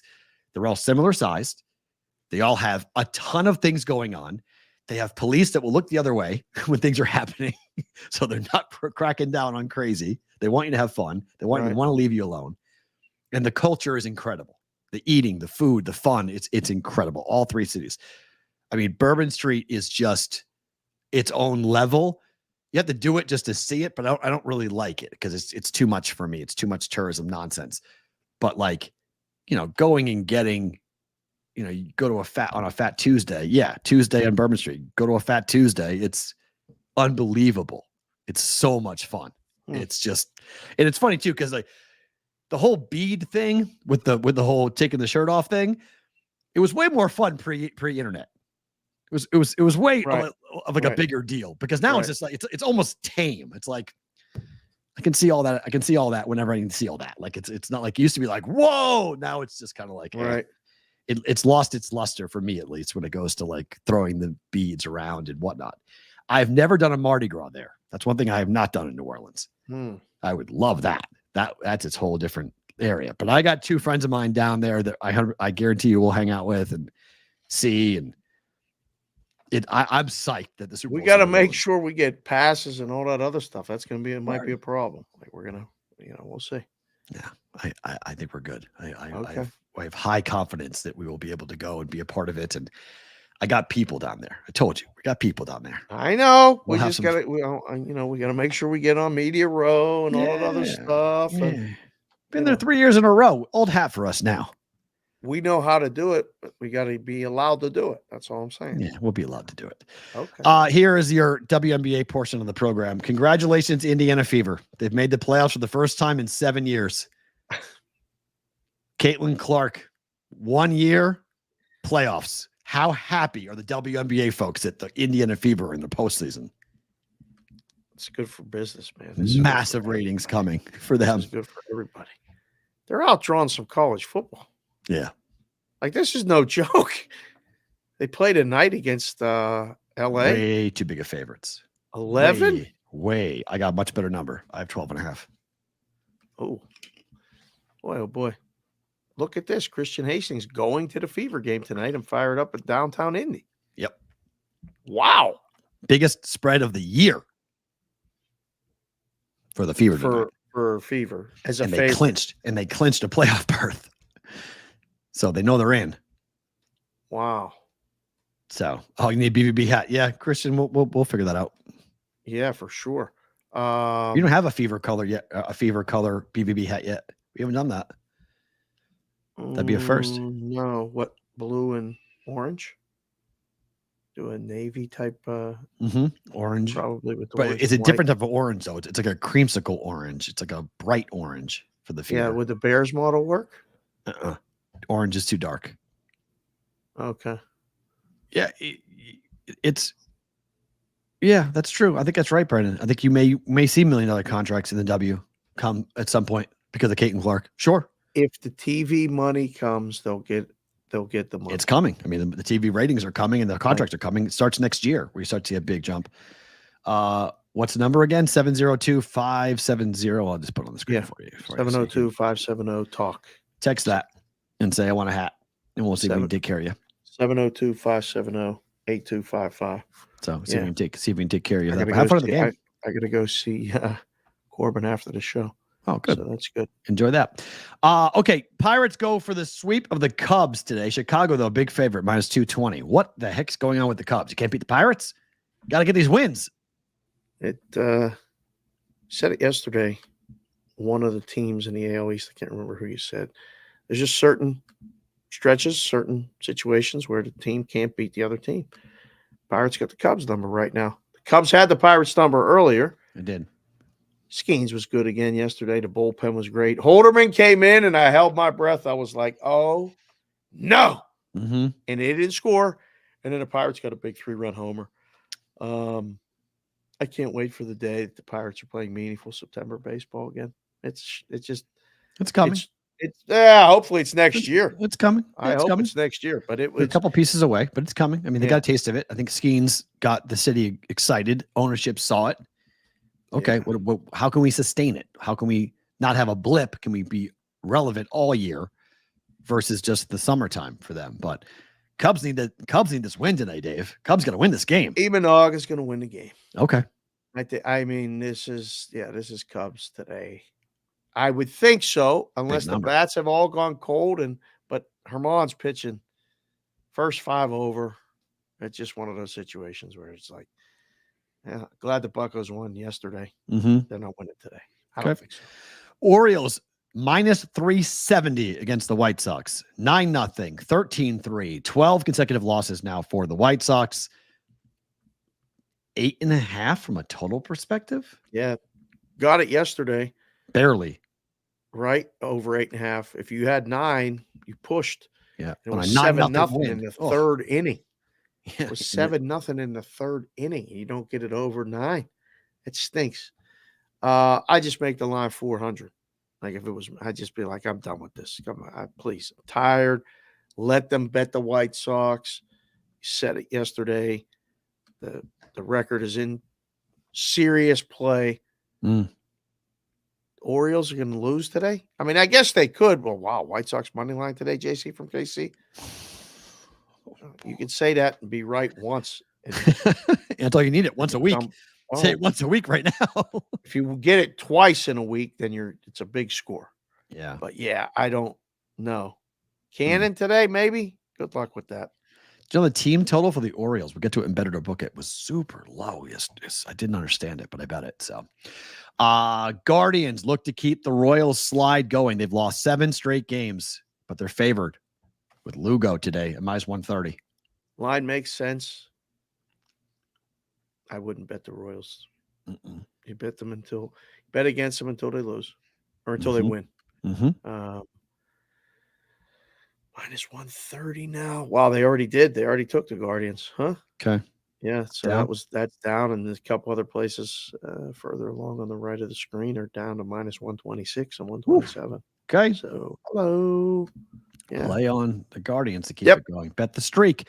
Red Sox have lost 4 games in a row, but it's a pick 'em today against the Mets. Crazy. Yeah. Sox need this. They need this win bad. This is backs against the wall type stuff. Get one of the hottest teams in baseball with a cheap price on the Mets. I don't know. I mean, like they're at home, and I know Boston has a really good home record or road record. Yeah. But I don't know, make it 125 and take a bet on the dog would be my solution. Make them bet the Red Sox. Yeah. Just give them a price they can't resist. Give the bots something to go get because it's different. Yeah, there's no pluses. I mean, it's minus 105, minus 105, and minus 107.03. I mean, like, this is as much of a dead pick'em game as you could get, at least right now. By the time this closes, the Mets will be a bigger favorite. So if you like the Mets, bet them now. If you like the Red Sox, wait. Going to be interesting. And then finally, Tigers are tied with the Red Sox. They're both 4.5 games back of the Royals. Yeah. But they get the Padres today. The Padres are a big favorite. Tough break for Detroit. So weird. They played Monday. They were off today or yesterday. They play today and then they play again tomorrow. But Darvish is back today. I got to watch this game tonight to see what Darvish does, how he looks, because this affects if he comes back and is Darvish. I don't know where I move San Diego in the whole scheme of things. Second choice. They legit become maybe equal to the Phillies if Darvish is back.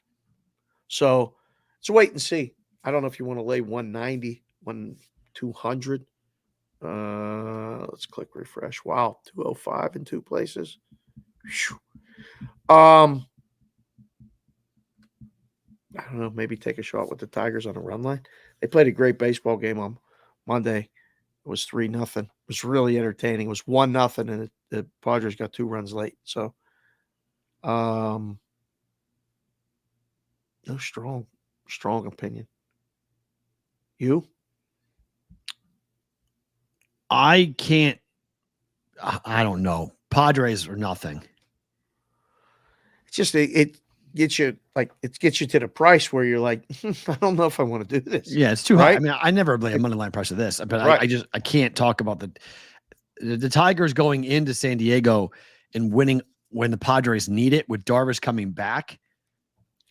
Well, this is when you catch him, right? If he's not right or he's on a pitch count, or I mean, there's got to do a little more research into this. But when guys come back for the first start, they usually play against. So might be a night to take the Tigers live. and see. Yeah. Sorry. I'm looking at something that's stunning to me that actually I'm trying to figure out how to word this because I think Jason Casey just tagged me on this. So Rashee Rice for the Chiefs, he tweeted calm before in a picture of himself. He wears number 4. Hollywood Brown, who's hurt, who's not going to play, said, your performance will feed families tomorrow, brother. He said families. He's not talking about gambling, is he? I don't think. I don't know. I hope not. I don't know what they're talking about. That's bizarre. That's weird. That's your performance will feed families tomorrow. I appreciate you tagging us, JC. That's I don't know how that's awkward. Chiefs players going back and forth before the game tomorrow. I don't know what that is inferring. I don't really like to know what that's inferring, but it makes you feel a little awkward that we're seeing that's going back and forth between the two players. Yeah, I took that as take is over on his props. Okay, I took that the same way, JC, which isn't good. I don't think that's. I don't want the players talking about the betting. Never Amen. did, never do, never Amen. will. Like you can make the side bets and all that other stuff on your own and give each other crap or whatever, make fun bets. Don't make it public. I don't want you talking about it. I don't. I really. Yeah. I find it very just disingenuous. Awkward. It's just. Awkward. It's not. I don't. They don't want to hear it when bettors lose bets. Fair. Or fantasy or like fair. I mean, it just doesn't. It doesn't. It doesn't. It's not the forum for that. Fair. Just play the games. Fair. Yeah. Because it allows the crossover. I've been at games. Yeah. When they're screaming at people over bets, and I'm like, shut up. They don't want to hear it. They don't care about your bets. They never will. And I don't want them caring about bets when they're playing the games. Yeah, and they shouldn't too. They nobody should care about it. I agree entirely.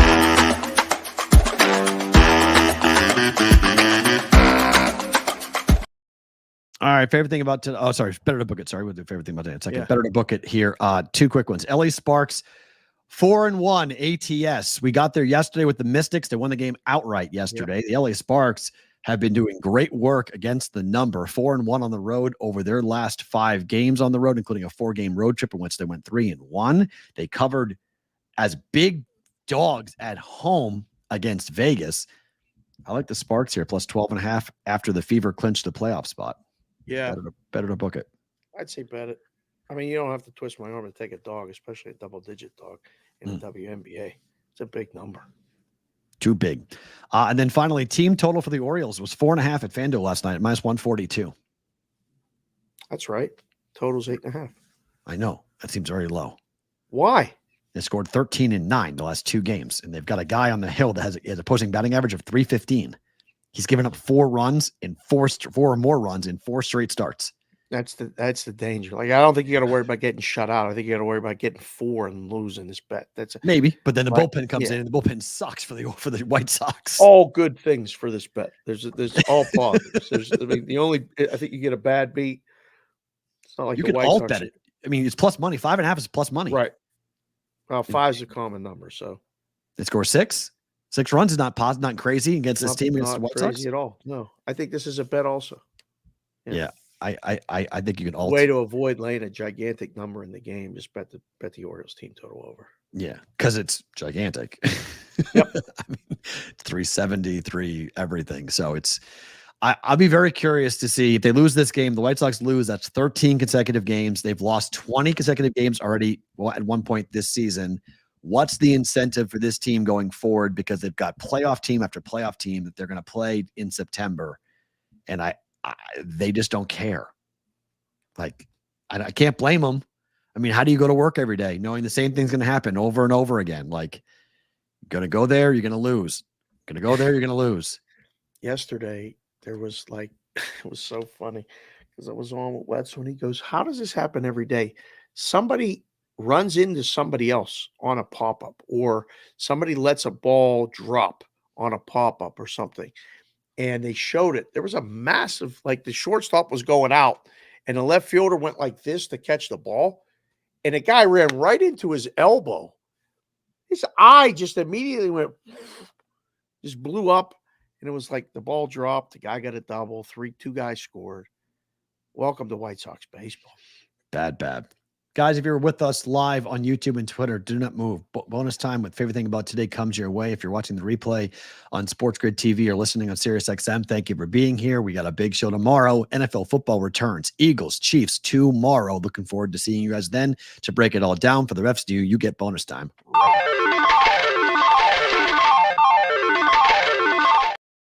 I still can't get that thing on my head that's people's alarm clock to go to bed. That's phenomenal. That wakes them up. They go, oh, okay. Team total. Is that true, Dave? Why would it be 190? What? Why? I mean, just move it to 5. Just move it to 5. I guess that the software doesn't allow them to do halves, like to get on whole numbers or something. Like they have to leave. So you can't go. I mean, if you're 4.5 and you're at minus 190, they're really nervous about going to 5. So the alt line's 4.5. What's 5.5 now? But what's 5.5? Is that plus money still? Yeah, it should be plus. It should be even money or plus money. I bet them both. I bet 4.5 and I bet 5.5. 5.5. 5.5 is minus 110 at DraftKings. Right, I was going to say minus 1. I was going to say minus 120 to the under. Only because I don't want to middle me on 5. Okay. I'd have it minus money under. Okay. But interesting. Betting them over, yeah. Favorite thing about today is what? So we had family in town all week, and they're going back today to Florida. But we had another good time last night at Durango Station, and it's just nice as relatives get older, and I mean everybody's in their 60s and grandma's in her 70s, and we had Kendall at 10, so multiple generations of their family and me all out to dinner. It was just a reminder that like as things get busy and it's football season and everybody's drinking from a fire hose and all that other stuff, you really got to take some time and share time with people when you get the opportunity to do it. And I really just enjoyed seeing them, driving them around. We schlepped them around in the share van all week. Just, really had them. We were down at the strip, back, down at the strip, back, out at the house, out on the other side of town. But that was the official, like, okay, we're back. The kids, we called them at college and, FaceTimed them into the dinner so everybody could see everybody. They left. They hung up. We came home. It was, just took them to the airport this morning. It's back to school. Football season tomorrow. It was Whale Watcher Wednesday. It's like, okay, we got calls to make further. That was my favorite thing about today, is that it's officially the real start of the season. But it also a reminder, 1, know who your friends are, and 2, take time with family when you got them. Amen to that. I'm going to flip it on to a more of a sarcastic point for my favorite thing about today. So this is a real headline. Travis Kelce's team called in lawyers over leaked contract that claimed to reveal the exact date of his relationship with Taylor Swift would end, which is September 28th. Fake PR strategy document spread online to give illusion that their year-long love story was a sham. You want to know why it's hard to repeat in the NFL? Because Kelce has to address this shit. He has to get in there and he has to go, hey, did you and your girlfriend fake this whole thing? Because no one still believes you guys are together. Jeez. I also love the fact that people are claiming that the relationship was a sham to push the COVID-19 vaccine. They believe that Taylor and Travis got together so people would pay attention to Travis, who then endorsed Pfizer, which then got the shot more to put in people's arms. Like, this is why repeating in the NFL is really fucking hard, because this stuff is Looney Tunes. That the night before he plays the opener against the Ravens and they drop the curtain, they drop the banner, they get everything. He's going to get asked about this in the postgame. Someone's going to come in and ask it. Some Entertainment Tonight reporter is going to go to the postgame press conference tomorrow night and say, "Hey, Travis, are you and Taylor breaking up on the 28th? Is that true? Is this contract, this breakup contract that's circling around the internet right now, is that real? You guys really going to have a contract on how to break up with each other?" Like, it's hard to be public, to be popular, to be involved with people. Like, it's awesome to be rich. It's awesome to be famous. I wouldn't wish that on anybody. Like, that's got to suck to have to go through that. Just, I don't know. You can answer it very simply and say, where did you get that information? Well, you watch kind of what some of, and I consider them friends. Like, I know Pat. Like, I watch what he does. People take shots at him all the time, and then he just addresses it on the show. Unless you know someone, you don't know, right? Like, I don't know. It's just, this is the international story. This is the biggest story, and I appreciate you guys sending it to me multiple times. I think it's really funny. International story today. This is an international major story that there is a leaked document going around the internet that proclaims that Taylor Swift and Travis Kelce will break up on September 28th. And that they are trying to find a way to separate. In 3 weeks? In 3 weeks. That they're going to separate, that their relationship is over, that they're going to separate, and that they're going to go their equal ways. And then everyone's claiming that their 1 year relationship was a sham and it was all fake. And it's clickbait. 100%. All of it is clickbait. Who really cares? It's being pushed by conservative media because they're using it to push an agenda that they think that this whole thing was an agenda, that the relationship was faked in order to push things on Americans that they don't agree with. Like, it's like, I hold my head and I'm like, oh my God, are we thinking this too hard? Like, we're going way overboard. Like, we're going way overboard. It's not just the Daily Mail though, Kevin Whitrock. You're right. It's the Daily Mail, but go Google it. It's everywhere. I mean, it's like, literally, I've been sent it 3 different times today by people saying, "Have you seen this yet? Have you seen this yet? Is this real? Do you believe this?" I guarantee you, Jessica will come home today and go, "Is Travis and Taylor breaking up?" That's everywhere. Your guys' thing. I don't.